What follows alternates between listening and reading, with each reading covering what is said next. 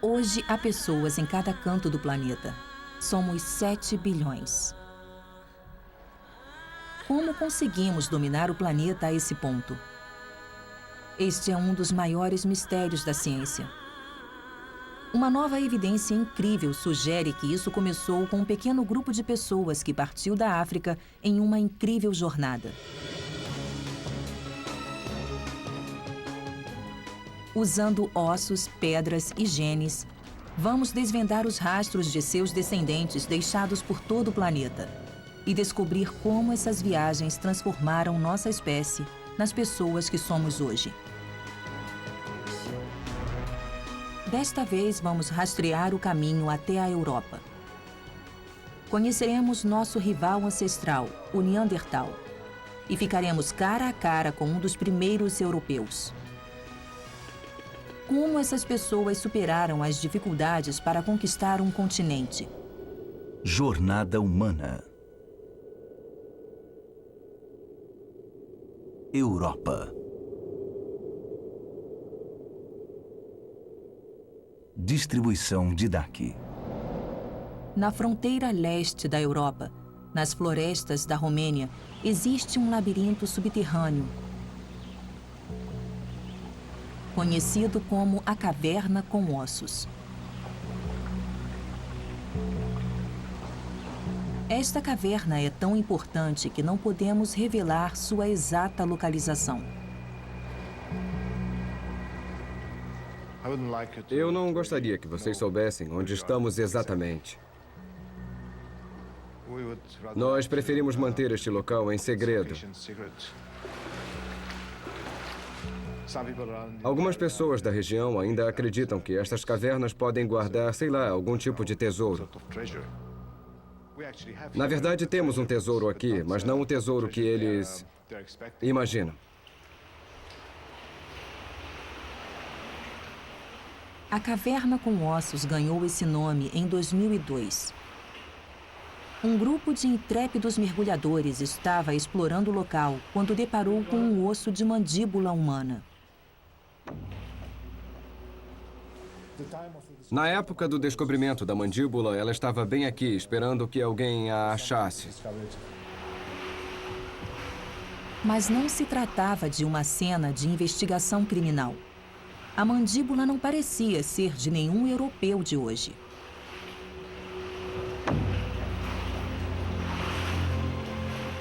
Ela foi, na verdade, uma das descobertas mais importantes dos últimos 100 anos. Foi iniciada uma escavação nas cavernas, mas não era uma tarefa fácil. Chegamos a um ponto que fica submerso. Então agora nós temos que segurar o fôlego.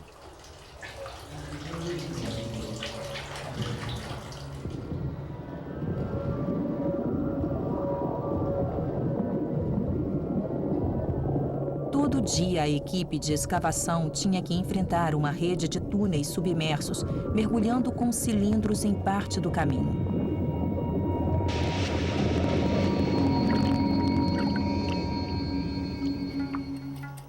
Mas, no final, o esforço foi compensado. Dentre milhares de ossos de animais, a equipe achou mais tesouros.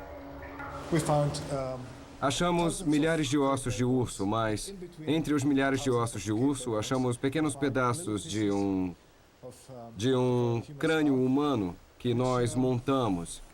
Então agora temos quase um crânio completo.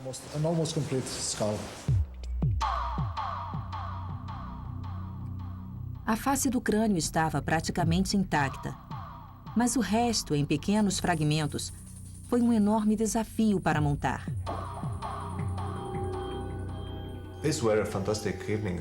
Eram dias fantásticos quando os mergulhadores conseguiam voltar com um pequeno fragmento de crânio e nós conseguíamos ver que encaixava. No final do ano de 2005, conseguimos esta imagem quase completa de nosso ancestral.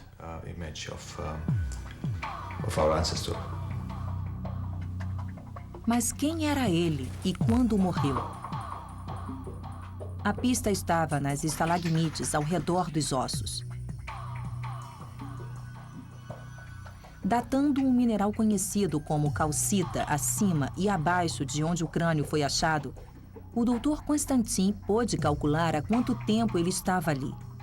O resultado foi uma grande surpresa. Incluindo a margem de erro, podemos dizer que a calcita tem cerca de 40 mil anos.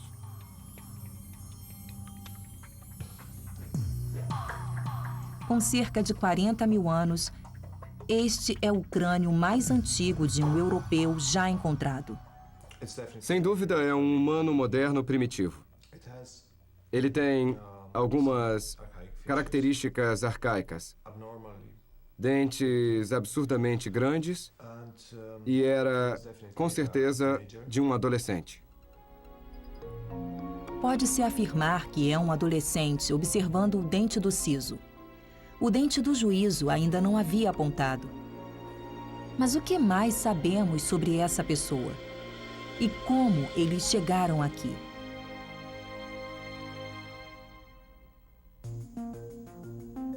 Há uma teoria de que há cerca de 70 mil anos, um pequeno grupo de pessoas fez uma ousada travessia partindo da África até a Arábia. Estes poucos pioneiros tornaram-se os ancestrais do resto do mundo.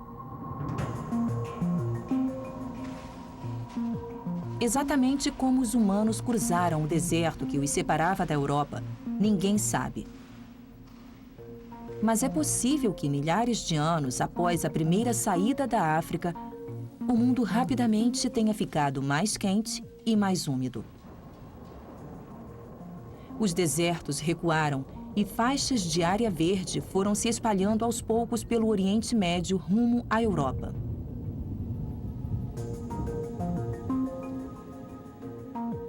Sabemos que as pessoas chegaram até a Turquia pela descoberta de contas feitas de conchas. E um novo tipo de evidência nos ajuda a completar o panorama. A análise de DNA permite que os cientistas encontrem ecos do passado nas pessoas que vivem hoje.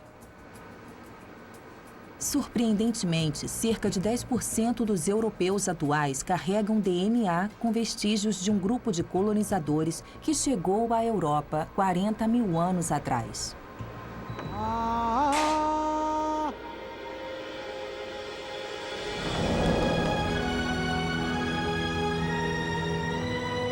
Hoje, a Ásia e a Europa são separadas pelo Estreito de Bósforo.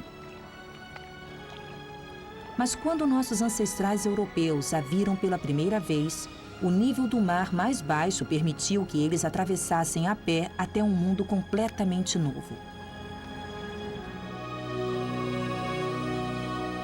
Daqui, não muito distante do rio Danúbio, um ambiente atrativo para animais, os caçadores-coletores podem ter seguido rumo ao ocidente.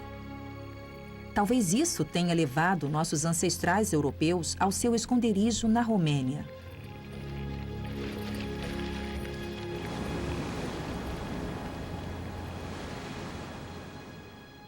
Mas este crânio poderia revelar mais? Nas mãos certas, ele pode trazer vida ao passado.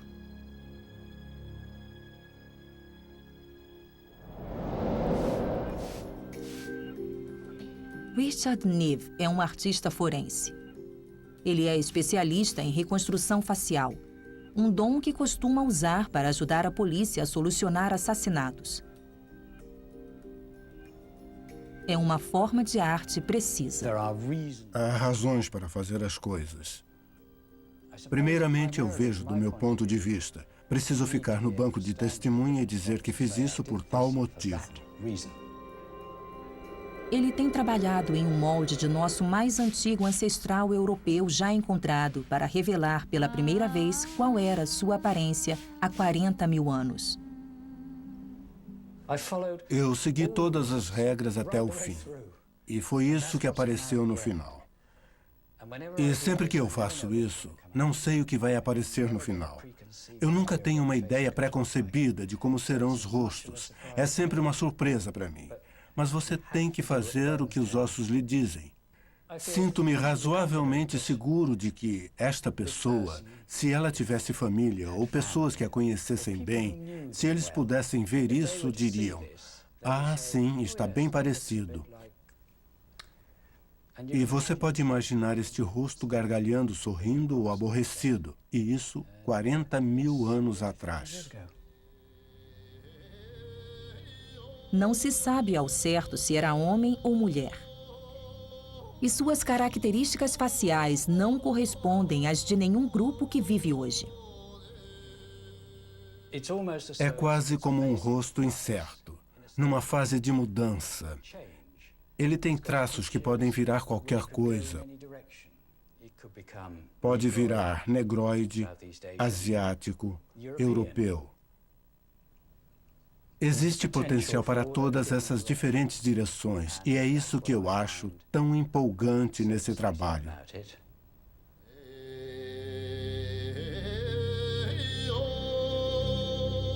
Mas conforme essas pessoas foram caminhando rumo ao desconhecido território norte, tiveram uma surpresa. Algo ou alguém havia chegado lá antes delas.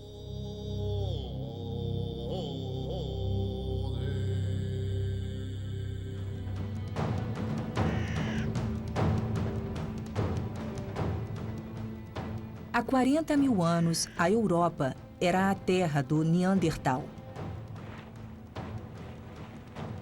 Um primo distante ligado a nós por um ancestral comum que viveu há cerca de 700 mil anos. Evidências arqueológicas sugerem que o Neandertal já estava na Europa quando nossa espécie ainda estava surgindo na África. E quando o Homo sapiens chegou ao continente, os Neandertais já haviam tomado conta de toda a região.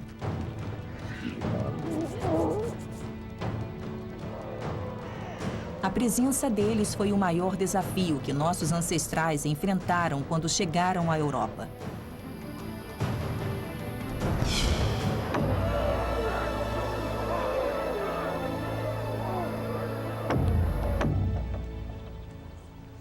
Nicolas Conard lidera uma escavação no sudoeste da Alemanha que tem ajudado a descobrir mais.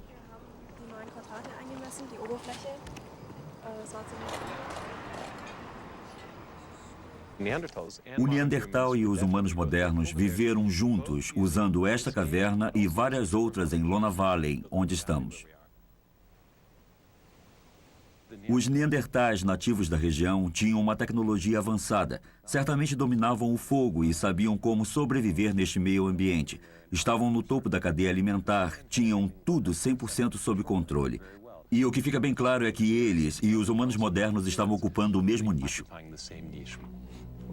Então, o que pode ter acontecido quando eles se encontravam? Acho que as reações deviam ser as mais diversas. A primeira coisa que você faz quando vê uma população humana estranha e não sabe quem é que você fica muito cauteloso. Acho que evitar uns aos outros devia ser a reação mais comum. O problema é que nem sempre se pode evitar os estranhos, porque você está em casa, precisa de recursos. Quando as novas pessoas chegaram, os recursos diminuíram. É fácil imaginar situações de possíveis conflitos, até mesmo com um certo grau de violência.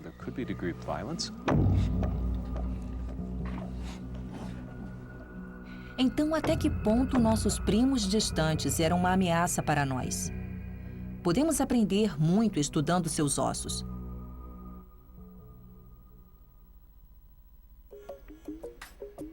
O Instituto Max Planck, em Leipzig, é um dos centros de referência para a pesquisa do Neandertal.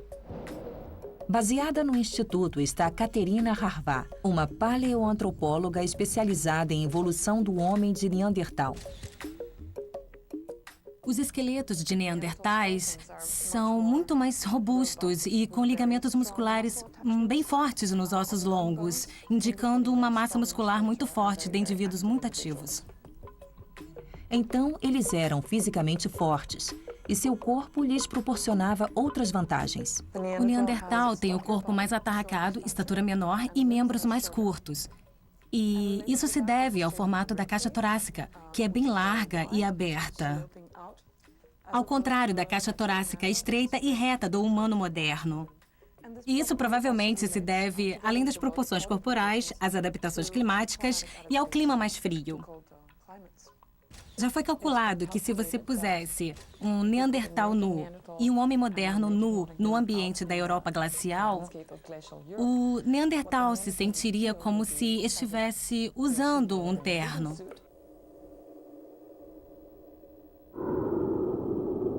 Uma camada de roupa pode não parecer muito, mas poderia fazer a diferença entre sobreviver ou morrer.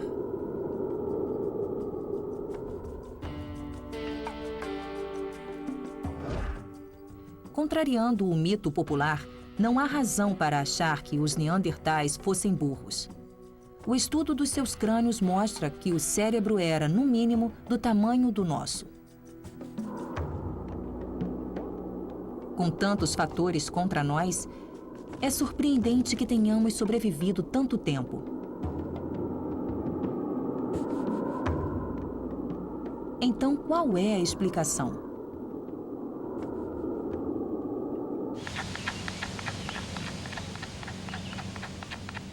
Alguns sugerem que talvez nosso pioneirismo tecnológico, algo ligado às nossas armas e ferramentas, tenha nos dado vantagem em relação a eles.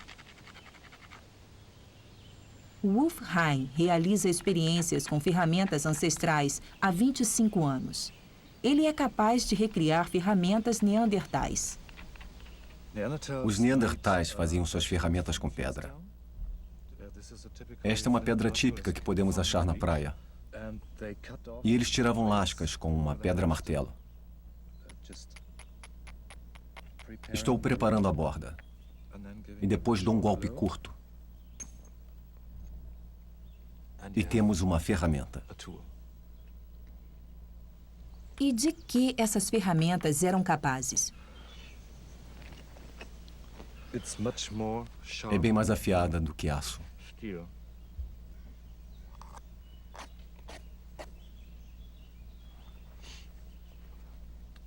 E pode ser usada para cortar carne, para cortar couro, pode ser usada para cortar árvores. Mas esta é muito pequena para cortar árvores. Para isso, eles usavam machados.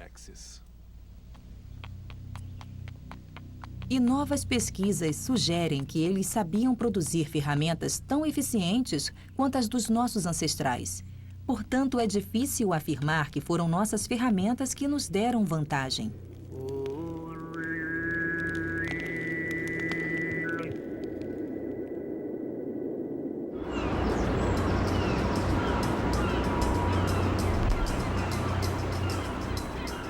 Também pode ter sido algo no modo como usávamos nossas ferramentas, nas fontes de alimento que buscávamos.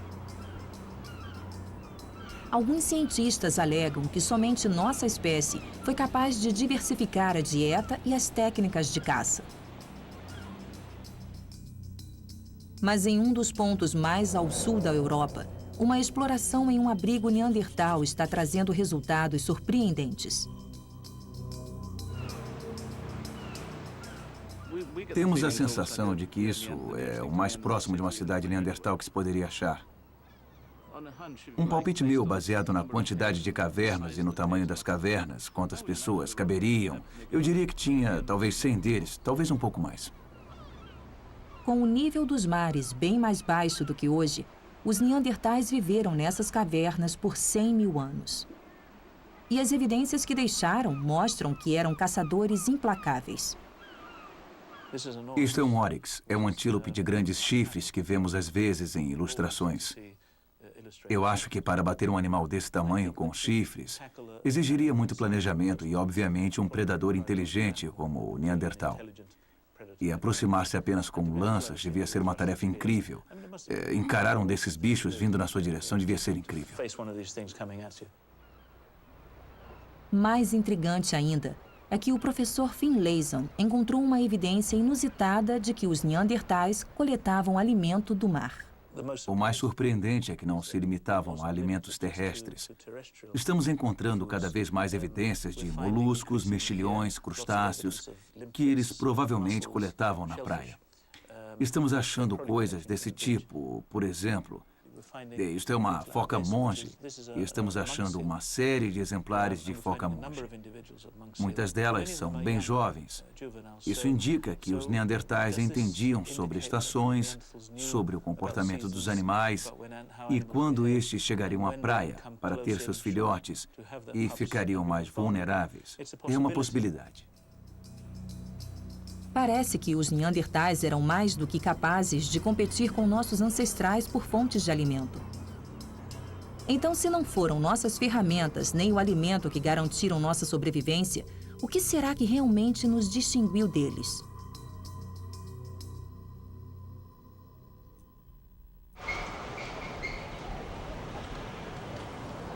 A resposta pode ser muito menos óbvia. Na escavação de Nicolas Conard, uma pista foi achada em pequenos pedaços.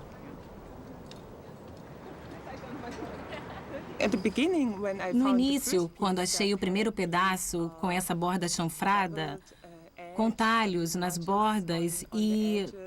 Também foi interessante como as pessoas reagiam quando eu dizia que podia ser parte de uma flauta.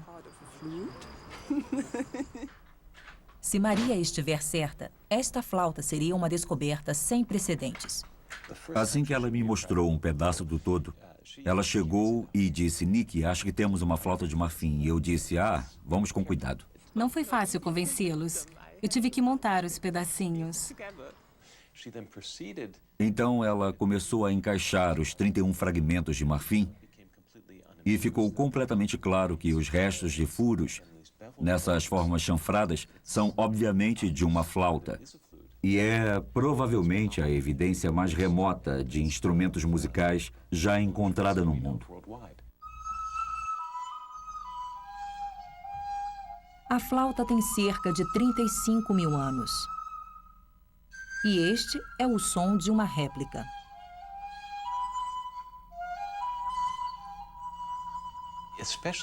Principalmente no contexto da evolução humana, é um trabalho genial como uma obra de Michelangelo, ou Rembrandt, ou algo desse gênero. E desenvolver esse tipo de inovação e criatividade é extraordinário e também acho muito característico de nossa espécie Homo sapiens. A flauta é apenas um item de uma coleção de criações artísticas encontradas na região.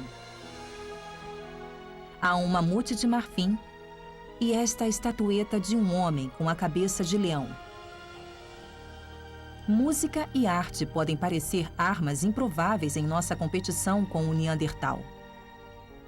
E não são apenas os objetos em si que trazem revelações, mas onde eles foram achados. Por exemplo, o homem-leão e o mamute não são as únicas estatuetas desse tipo. Outras bem parecidas têm sido encontradas espalhadas pela região. Uma evidência de que havia comunicação e um laço entre diferentes grupos familiares. Os humanos modernos aqui e, por exemplo, no Vale Vizinho, fazem exatamente os mesmos artefatos e são, sem dúvida, do mesmo grupo. Não há a menor chance de haver artefatos idênticos em locais com 20, 30, 40 quilômetros de distância. E isso indica que populações com identidade compartilhada eram bem grandes, cobrindo áreas bem grandes, possivelmente interagindo, se encontrando e ajudando umas às outras. E os neandertais não parecem ter tido esse tipo de comunicação simbólica e parecem ter mantido redes sociais menores do que as dos humanos modernos. Redes maiores, a troca de ideias e símbolos de identidade indicam que tínhamos uma fonte de força que os neandertais parecem não ter tido. E isso, supõem alguns, pode ter sido o fator definitivo de nossa sobrevivência.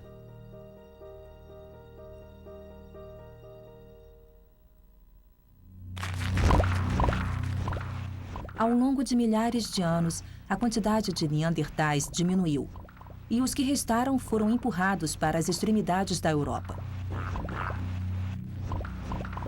Mas o que será que os fez desaparecer, permitindo o nosso êxito?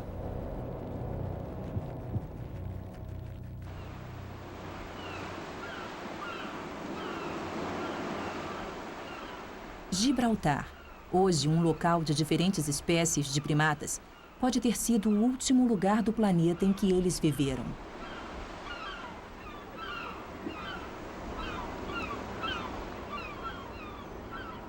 Uma equipe de arqueólogos está buscando evidências desses neandertais e o motivo de seu eventual desaparecimento. Mas com o nível dos mares mais elevado hoje, o que foi uma grande planície costeira para eles, agora é o leito do mar. Por isso, a busca precisa ser feita embaixo d'água. Até onde sabemos, essa é a primeira vez que alguém tenta achar evidências de neandertais em uma caverna submarina. Hoje esperamos erguer uma rocha para expor um sedimento que esperamos que revele o que está acontecendo sob o leito do mar. Eles trabalharão a 24 metros de profundidade. Nessa profundidade, o corpo pode sofrer uma narcose.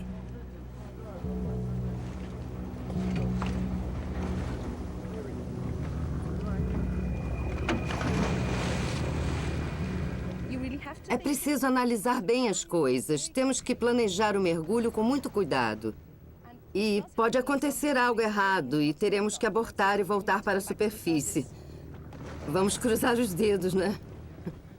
Nunca se sabe.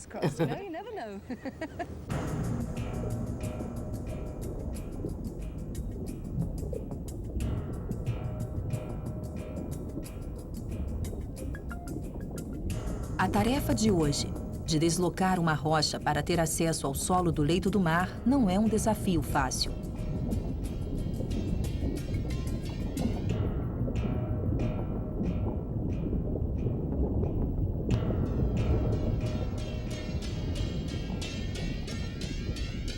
Mas no final, eles conseguem.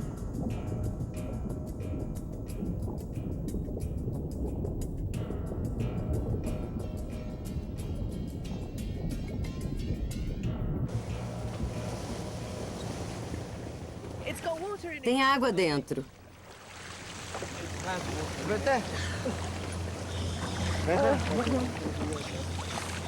Agora você vai mandar para o laboratório. Vou sim. Para análise. Muito bem. Muito bem, estamos satisfeitos hoje. E o que as evidências que eles acharam até agora nos dizem sobre o que aconteceu com os últimos neandertais aqui? O líder da escavação, o professor Clive Finlayson, acredita que um fator em especial teve papel importante: o clima. Conhecemos o clima da época, é de fato um revés. É o mais frio e mais rígido ambiente dos primeiros 250 mil anos. Algo deve ter acontecido em um curto espaço de tempo. Talvez uma série de secas associadas ao frio extremo possa ter os levado ao limite.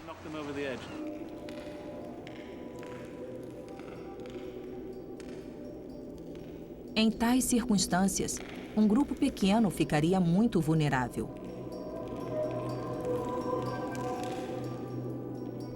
É uma questão de números, restam bem poucos. Assim como acontece com populações de espécies ameaçadas hoje, como o panda ou o tigre, só a flutuação aleatória na quantidade pode levar à extinção, e da extinção não há volta. Então, se o encontro entre nossos ancestrais e nossos primos distantes foi um conflito, certamente não foi um conflito que estávamos destinados a vencer. Parece que, no final das contas, foram vantagens sutis, como nossas redes sociais mais amplas, que possibilitaram nossa sobrevivência e a deles não. Há cerca de 20 mil anos, parece que estávamos sozinhos na Europa.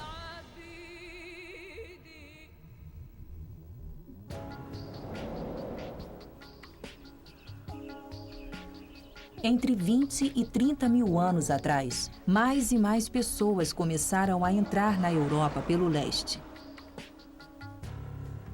E com base nas descobertas feitas em Dolní Věstonice, na República Tcheca, parece que algo extraordinário estava acontecendo. As novas ondas populacionais coincidiram com um dos períodos mais espetaculares da pré-história: o florescimento da cultura e inovações que mostram quão sofisticados eram nossos ancestrais da Idade da Pedra. O professor Iris Svoboda cuida de uma série de artefatos impressionantes, os quais nos dão uma noção do pensamento dos europeus pré-históricos. Podem achar estranho estar numa presa de mamute. E nós achamos que o padrão tem algum significado. A questão é, que tipo de significado? Iri tem uma teoria. Isto aqui é um rio sinuoso. E este círculo duplo seria o local. E estes podem ser alguns declives de uma montanha ou algo assim. Achamos que os caçadores-coletores tinham uma ótima noção de espaço, às vezes melhor do que muitas pessoas hoje. E eles eram capazes de representar isso graficamente. Então, este pode ter sido um dos primeiros mapas do mundo. E as pessoas que viviam aqui também dominavam a arte de moldar argila. Esta é uma das peças mais primorosas, modeladas e entalhadas. Cabeça de leão. Temos vários leões nesses locais.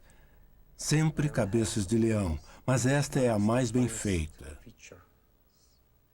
Acho que ele era, não sei, a princípio, mas o que eu acho é que o leão era um animal que eles respeitavam.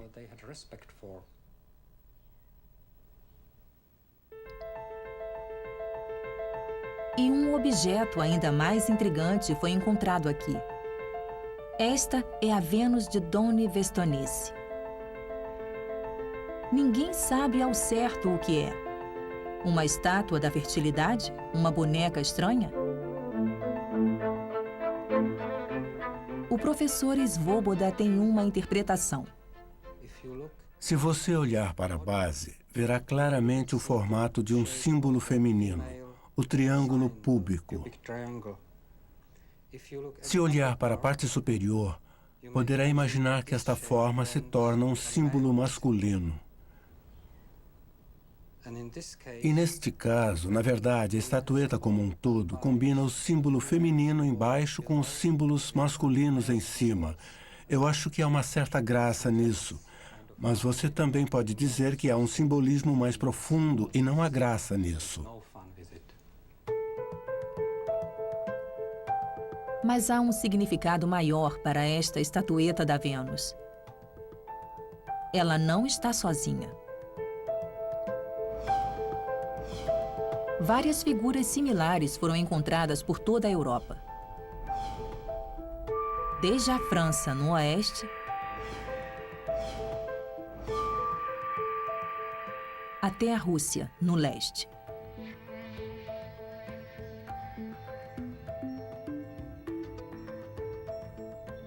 Isto é uma evidência da cultura compartilhada por todo o continente europeu.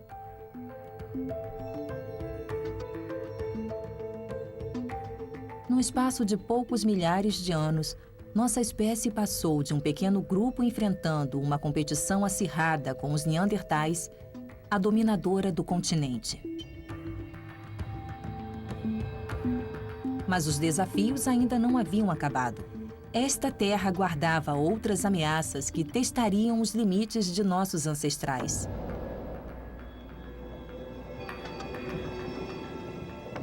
A Europa estava vivenciando uma mudança climática devastadora, conhecida como o último máximo glacial, o auge da última era glacial.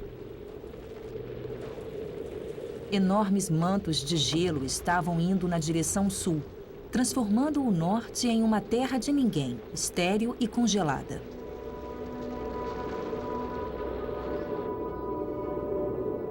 O fato de haver pessoas vivas hoje, descendentes dos europeus primitivos, significa que alguns deles devem ter sobrevivido. Mas onde?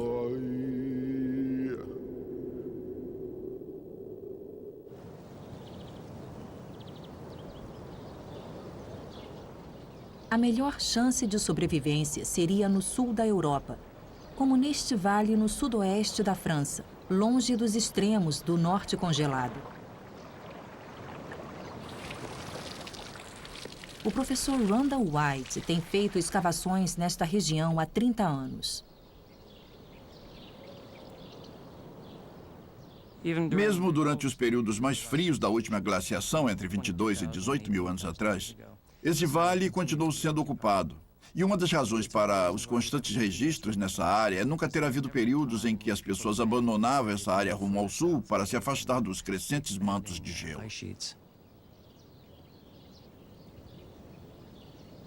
Cavernas como esta aqui protegiam do clima. Este vale tinha abrigos de rocha muito profundos, 6, 7 metros de profundidade, criando imensas superfícies protegidas onde as pessoas podiam viver e, além disso, o teto das cavernas era baixo, não chegava a 5 metros acima da cabeça, o que significa bem menos espaço para aquecer. Com a ajuda das temperaturas mais amenas e esconderijos naturais, esta região do sul da França parece ter se tornado um refúgio para a nossa espécie.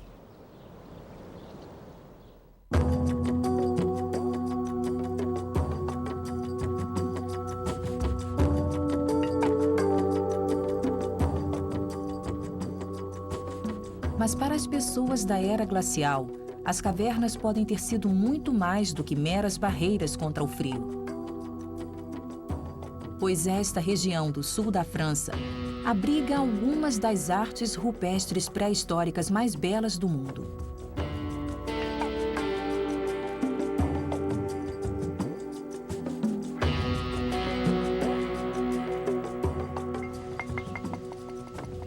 O Dr. Michel Leblancher é um dos mais renomados especialistas em arte rupestre da França. E ele acredita que estas cavernas eram pontos estratégicos para os bandos de caçadores nômades que transitavam pela área. A caverna era efetivamente um ponto fixo, porque, claro, por natureza não podia se mover.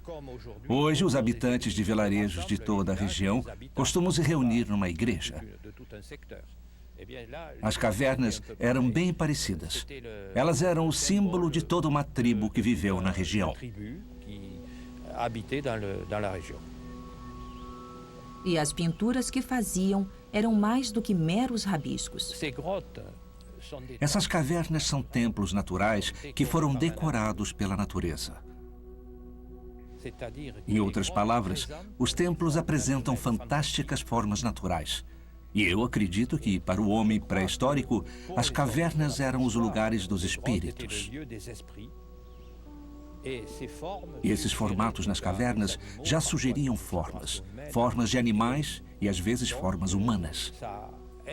Então, isso inspirava os homens a pintar e a criar essas figuras. O Dr. Leblancher desenvolveu uma pesquisa para descobrir como nossos ancestrais poderiam ter criado uma arte tão bela. E ele descobriu uma técnica surpreendente.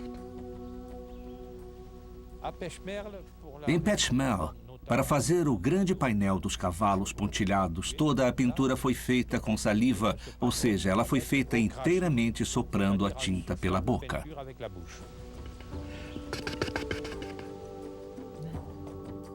E para testar isso, Leblancher recriou um dos painéis de Petchmerle.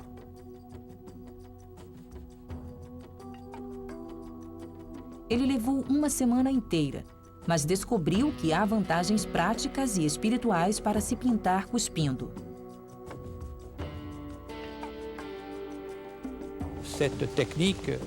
Esta técnica permite que você pinte em qualquer tipo de superfície, porque você, na verdade, não a toca.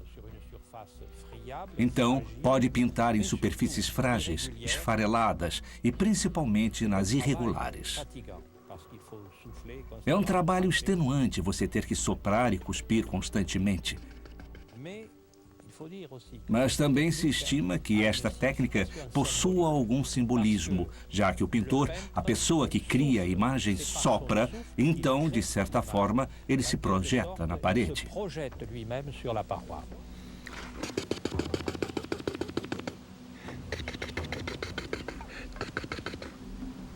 Essas pinturas foram criadas por gerações de artistas que foram inspirados pelo mundo em que viviam.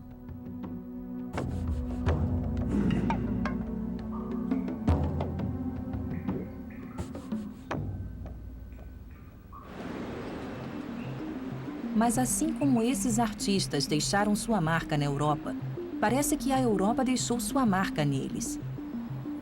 É um legado ainda visível hoje, na cor da pele dos europeus. Por mais de 100 mil anos, desde o surgimento de nossa espécie na África, a pele de nossos ancestrais foi quase certamente escura, como proteção contra o sol. Então, por que, ao migrar para a Europa, ela passou de negra para branca? É um mistério. Mas uma pista pode estar em uma única vitamina, a vitamina D. A vitamina D é produzida quando a luz do sol penetra na pele. É crucial para a formação dos ossos e sua falta pode causar danos ao corpo.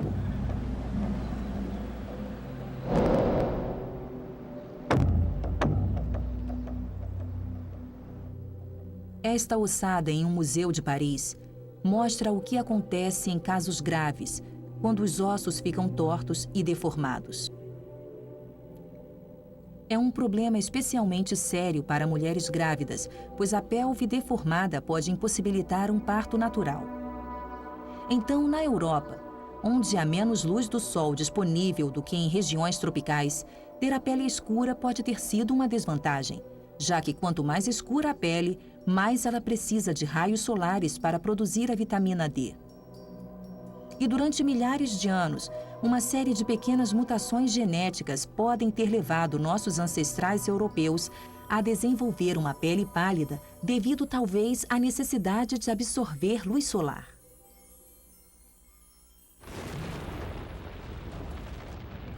Mas à medida que o mundo aquecia mais uma vez e os mantos de gelo começavam a recuar, mudanças ainda maiores aguardavam os sobreviventes.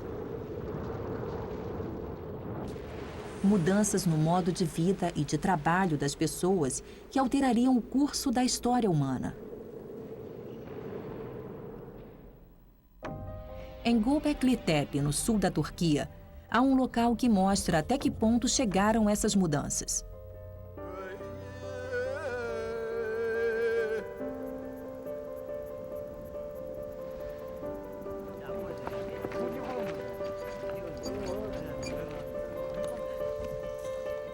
O professor Klaus Schmidt fez o que pode se tornar a mais significante descoberta arqueológica do período.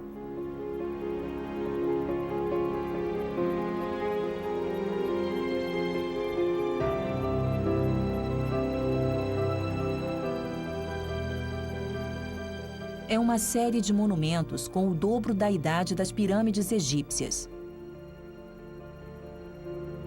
com distintos pilares em forma de T.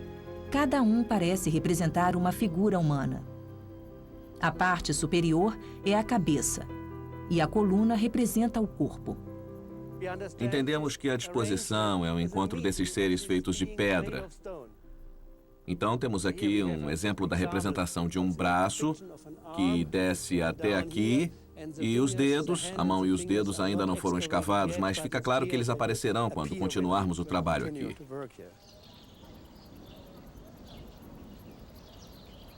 E nestas figuras de pedra, há entalhes não muito diferentes de hieróglifos. Começando aqui com um símbolo em forma de H, seguido por 3 cobras e outro símbolo em forma de H aqui. Seguido por um animal de 6 patas, um inseto claramente com uma cabeça e depois o corpo. E novamente 3 cobras olhando para um animal muito pequeno aqui, que pode ser uma ovelha ou cabra, e um animal estranho aqui com 8 patas, uma aranha. O professor Schmidt acredita que este pode ser o primeiro templo construído no mundo. Fica claro que esta sequência é muito mais do que decoração. É uma história contada por esses símbolos e animais. Nunca seremos capazes de entender a mitologia, que é o pano de fundo desses trabalhos. Mas fica claro que é uma história contendo alguns animais nocivos. Então, o que isto significa? Talvez represente proteção contra espíritos malignos ou contra coisas ruins.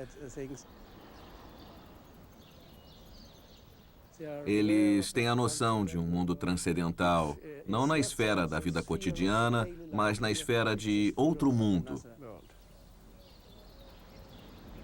Algumas das esculturas são entalhadas em uma única rocha, similares às que são encontradas em catedrais medievais.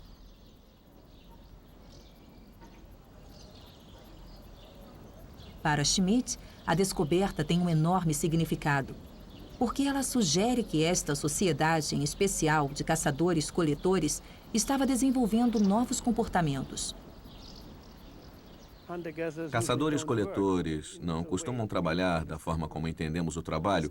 Eles começaram a trabalhar nas pedreiras, começaram a ter engenheiros para transportar e erguer os monumentos. Fica claro que estas sociedades tinham especialistas. Havia uma classe de trabalhadores, pessoas que não faziam outra coisa além de produzir esculturas, pilares e relevos de pedra. Acho que a religião os forçou a fazer mais e maiores coisas e a se organizar para conseguir tudo isso. A pressão vinha da religião. Schmidt acredita que esta maior organização levou a um desenvolvimento revolucionário.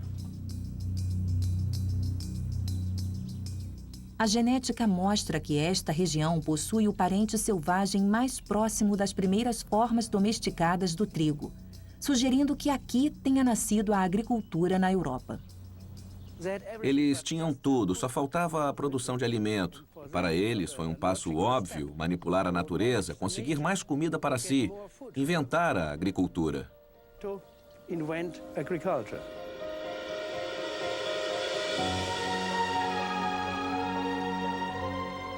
Após mais de 100 mil anos sendo caçadores-coletores nômades, os humanos começaram a se estabelecer e plantar. A jornada até aqui não havia sido fácil. Foram enormes desafios a superar. Nossos ancestrais enfrentaram uma radical mudança climática e muitos devem ter perecido. Assim como nossos primos, os formidáveis neandertais. Mas com o estabelecimento da agricultura, as fontes de alimento tornaram-se mais confiáveis, permitindo que as populações se expandissem. Gradualmente, essas ideias se espalharam pela Europa, abrindo caminho para assentamentos em larga escala e, por fim, o nascimento da civilização europeia como a conhecemos. Versão brasileira Audio News.